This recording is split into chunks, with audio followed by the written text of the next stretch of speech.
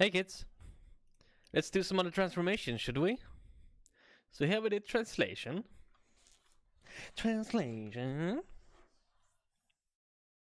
And that was moving the vertices uniformly in one direction.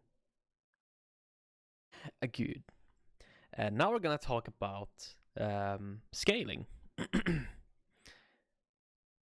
So scaling means moving each of the vertices towards the origin, all right? So if the origin is in this case in the middle, so I'm just gonna draw some origin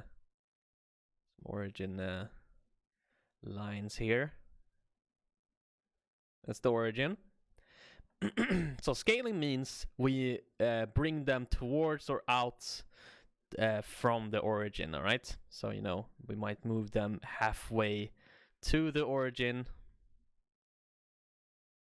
So each will move halfway there. And that will essentially scale the quad down, which is why it's called scaling. Or we might, you know, let's just copy this.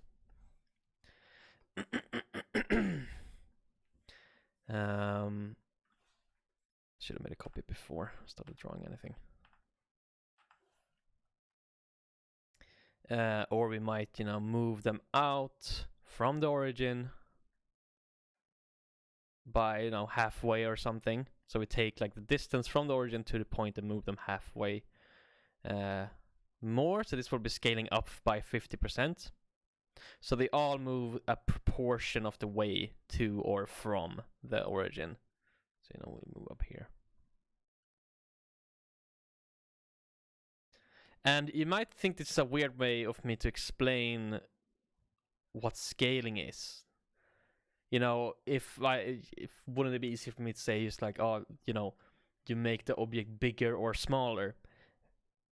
But the thing I want to hammer home is that where the origin point is super important, or you will get very weird results if you don't take the origin point into consideration.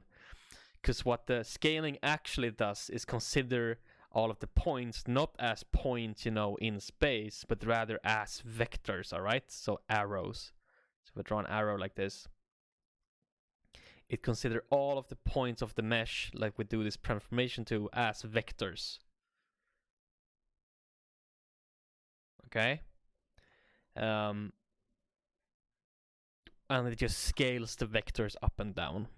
Okay?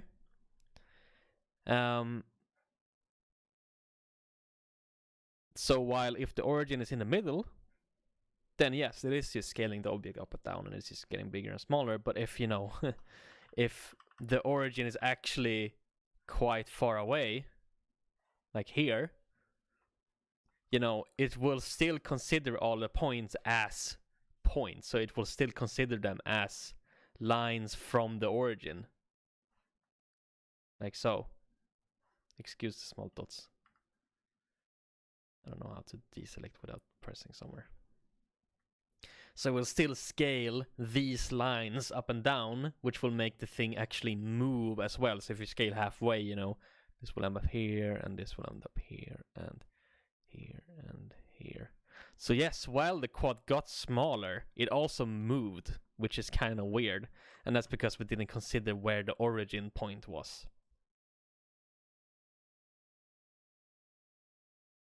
Like so. While, you know, if we think about scaling as just getting smaller and bigger, then we would expect it to end up here. Like so, right? Cool. So let's try it. So let's go into our little code, and we're gonna use something called scale.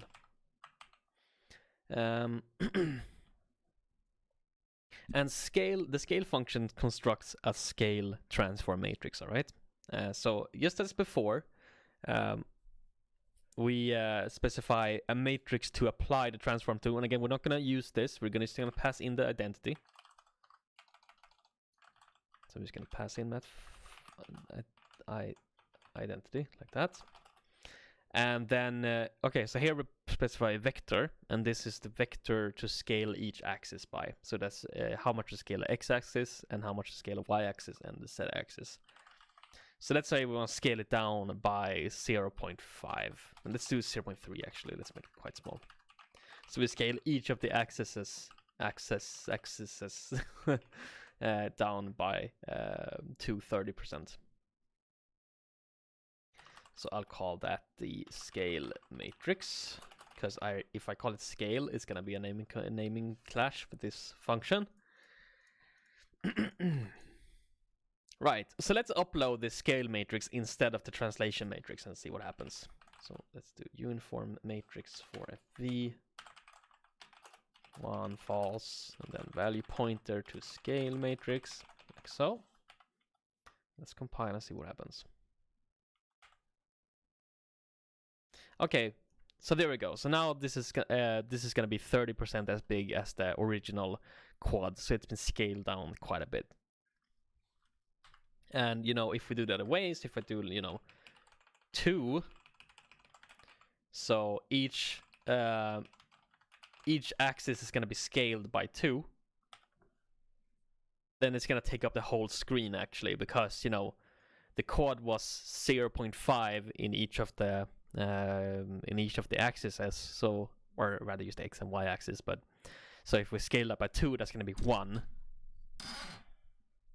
So that's going to end up covering the whole NDC square. So scaling by 2 makes it go full screen. So that's probably quite neat.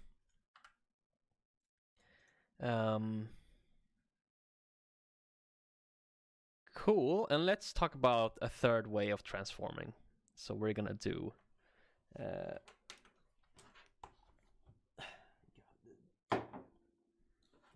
cables everywhere. Let's just label this as scale. And then the last one is rotation.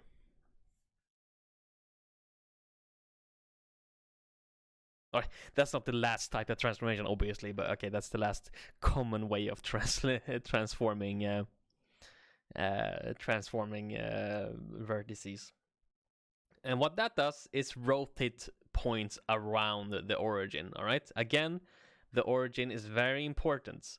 As you might see, you can very easily trip yourself up by not considering the origin. So I'm just gonna make that super clear. So it takes each of the vectors from the origin to the point. So it considers it a vector, and then it will rotate that some angle A. It will preserve length, however.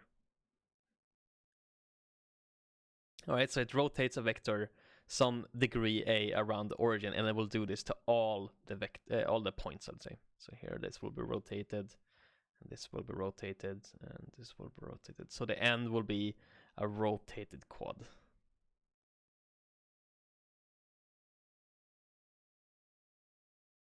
All right, around the origin point. So again, if the origin point was, for example, if the origin point was not in the middle, but rather at the edge, so these are the points here, you can see that as rotating around this as a pivot. So this vector will rotate 30 degrees, let's say here. So this is going to be A. And then this vector is going to be rotated that same degrees, like so. It will go there, and then the same here will go around there, and this one will go around there somewhere. So what will happen is a quad that has been rotated around that pivot point. Obviously, it's not a perfect rotation, but hopefully you get the difference. So let's try that. So we'll do rotation matrix is rotate. And the way rotate works is you might have heard of Euler angles if you worked with Unity. Hopefully you might have heard about something called a quaternion as well. And by default, rotation matrices are built like quaternions, which means they don't take axes x and y and z and sort of rotate them 1 degree in each of the axes like a Euler angle, where you have pitch, excuse me, pitch, yaw, and roll. Where it is, how much to rotate about the x-axis, how much to rotate about the y-axis, how much to rotate about the z-axis. Instead, a rotation matrix is defined as how much to rotate around any axis, which means not only the what do you call them, like the cathedral axis is, I don't think that's the word, is something like the absolute x, y, and z axis. You can rotate about any axis. You can define whatever axis you want to rotate around, and it will rotate around that. So it's a more general way of doing rotations. So we're gonna pass in the identity like always for the base matrix here. We don't care. And here's angle, and that's angle in radians. So I'm gonna call a function called radians, which converts degrees to radians, and then I'll do let's do 45 degrees. So we're gonna rotate 45 degrees around, okay, which axis? Well, we have the x and y axis right now. So the screen axis, like the axis going like, into the screen or whatever, because I want to rotate it just like that, is the z axis, all right? So the z axis is the axis coming out of the screen. So that's the axis we want to rotate around. So I'm just going to type in 0, 0, 1. So that's the z axis. And then I'll pass that in. I should not have called the uniform utranslate. That makes no sense anymore. We'll fix that later. So now I'm setting the utranslate matrix here to be this rotation matrix that we made. And hopefully, there we go. So now our quad is rotated by 45 degrees. And throughout all of this, like I was talking about the pivot, or the origin. And what is the origin? I didn't define an origin, so how does it know? Well, the origin is always 0, 0, 0. That's it is. Mathematically, the origin is 0, 0, 0 always. You cannot change that. All right? You can work around that, but you cannot change that. All right? So that's going to be very important. We're going to see how we can sort of work around that and how to take that in consideration when doing what we're going to do, matrix multiplication or transform appending. I don't know actually what I guess transform concatenation would be the best thing to do it. Or the best name for it. We're gonna see how if we don't or do or don't take that into consideration, stuff will change quite drastically. So right, those are the 3 most common way of transforming models. I will say that. So if you're in any 3D engine, you plop out a cube, you're going to be able to change its position, translation. You're going to be able to change its size, scale it up and down, and that's scale. And you're going to be able to rotate it around, and that's rotation. And those are the 3 most common way to transform models. And these 3 combined is usually called a model matrix or a model transform. So that's cool. So next time we're gonna talk about triple normal words. Next time we're gonna talk about matrix multiplication and how to actually combine these into something useful. So see you then.